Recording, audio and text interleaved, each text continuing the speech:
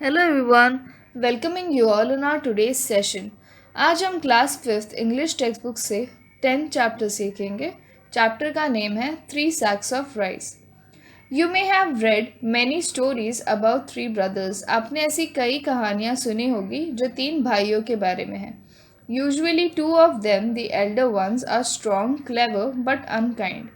हमेशा उन कहानियों में जो बड़े भाई होते हैं वो स्ट्रॉन्ग, क्लेवर बट थोड़े से बुरे होते हैं.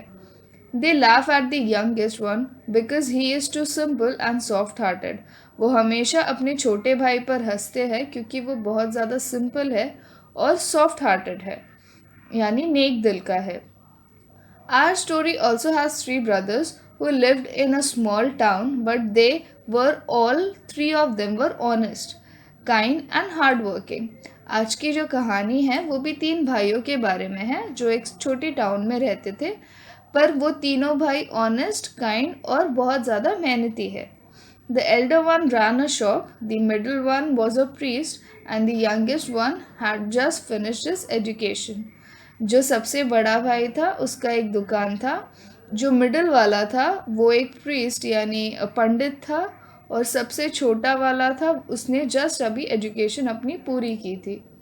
He had started taking up odd jobs to earn some money and to learn a trade. छोटे वाले भाई ने जस्ट अपना एजुकेशन कंप्लीट करके कुछ जॉब्स में ट्राई किया, कोई जॉब्स करना ट्राई किया ताकि वो कुछ पैसे कमा सके और सीख सके कि कैसे पैसे कमाते हैं.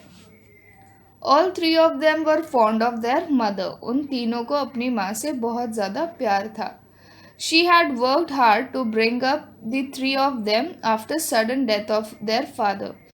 उनके पिताजी के देहांत के बाद उनकी माँ ने बहुत मेहनत की और बहुत हार्ड वर्क किया अपने बेटों को पढ़ाने के लिए. One day their father's friend visited the mother. एक दिन उनके पिताजी के दोस्त उनकी माँ से मिलने आए. He said, sister, you know that I have a very prosperous business. वो कहता है कि बहन, क्या आप जानते हो कि मेरे पास बहुत अच्छा बिजनेस है, मेरा बिजनेस बहुत ही ज़्यादा प्रॉस्परस है. I'll marry my daughter to one of them, but before that I have a plan. वो कहता है कि मैं तुम्हारे बेटों में से एक से मेरी बेटी की शादी कराऊंगा, पर उसके पहले मेरा एक प्लान है. He discussed the plan with her and she agreed quite readily. वो कहता है कि वो अपना प्लान उनके साथ डिस्कस करता है, उन बेटों की माँ के साथ डिस्कस करता है, और उनकी माँ भी रेडी हो जाती है उस प्लान के लिए. The next day, the friend went to each of the three brothers one by one. अगले दिन उनके पिताजी का दोस्त उन भाइयों के पास एक एक करके मिलने जाता है. He gave them each a sack of rice and said, "My dear boy, I am going away for a few months for some necessary work. Please look after this sack of rice till I come back." वो कहता है कि बच्चों, मैं कुछ महीनों के लिए बाहर जा रहा हूँ, तो मैं तुम चाहता हूँ कि तुम ये सैक ऑफ राइस ले लो.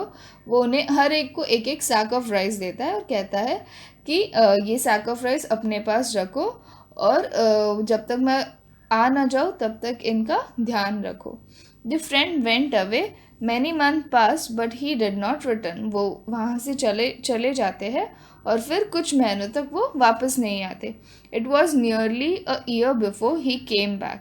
फिर एक साल गुजरने आया तभी वो फ्रेंड वापस आ जाते हैं. He visited the eldest brother first. वो पहले सबसे बड़े वाले भाई के पास जाते हैं. The eldest brother welcomed him and gave him a small purse full of money.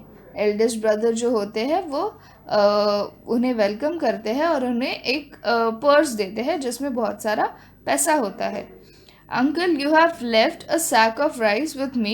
After a few months, I was worried that it may get spoiled. Therefore, I sold the rice to my customers.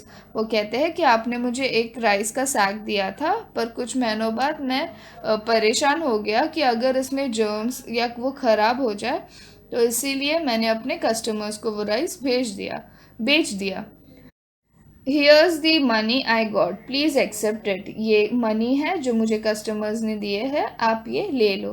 Thank you my boy, you are such an honest person. फिर वो uncle कहते हैं, फिर वो friend कहते हैं कि thank you, आप बहुत ही ज़्यादा ऑनेस्ट हो. Then the friend went to see the middle brother who was a priest. फिर उसके बाद वो दोस्त उस मिडिल ब्रदर से मिलने गया जो एक पंडित था।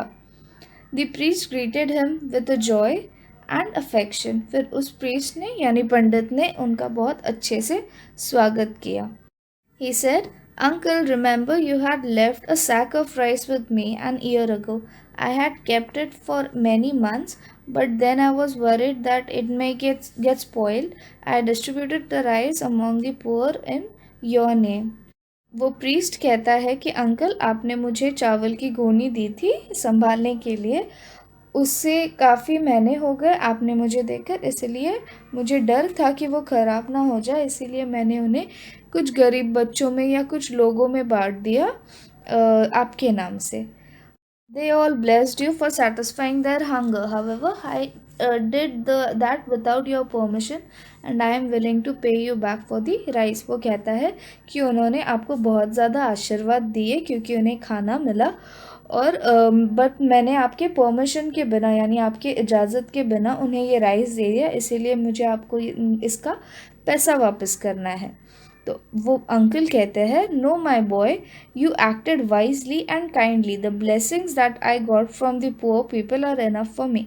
वो कहता है कि नहीं मेरे बच्चे, आपने बहुत ही ज़्यादा अच्छा काम किया है और उनकी आशीर्वाद ही मेरे लिए काफ़ी है। Please don't even think about the money any more. तो आप इस पैसों के बारे में ध्यान भी मत दो।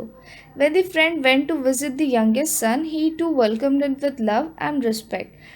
फिर अंकल जब छोटे भाई से मिलने जाता है तब भी वो भी उनका वेलकम बहुत अच्छे से करता है, पर वो कहता है but he had a confession to make, उसे कुछ कहना होता है यानी कन्फेस करना होता है।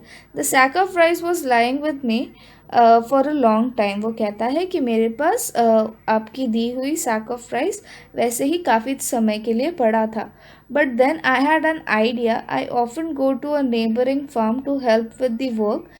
वो कहता है कि आपने दिया हुआ चावल वैसे ही मेरे पास काफ़ी समय के लिए पड़ा था, पर मुझे एक आइडिया आया, मैं हमेशा एक नज़दीकी फार्म में विज़िट करता रहता हूँ उनकी हेल्प करने के लिए, तो मैं वहाँ गया। I exchange the sack of rice for paddy and sowed the paddy in the plot. वो कहता है कि मैंने कहीं से एक अनयूज प्लॉट बोरो किया यानी ले लिया, और फिर वहाँ पर अपने आपने दिए हुए सैक ऑफ राइस को किसी से एक्सचेंज करके उनसे पैडी ले लिया और उस बोरोड फार्म में उन्होंने सो कर दिए वो rice. Fortunately the crop grew well and yielded 25 sacks of rice. वो कहता है भगवान की दया से वहाँ पर अच्छे पौधे उगे और उसे 25 सैक्स ऑफ राइस मिले उस राइस खेत की वजह से। I have kept back 5 of sacks and sold 20 of them. वो कहता है कि उनमें से मैंने 5 को बचा कर रखा है और 20 को सेल कर दिया है।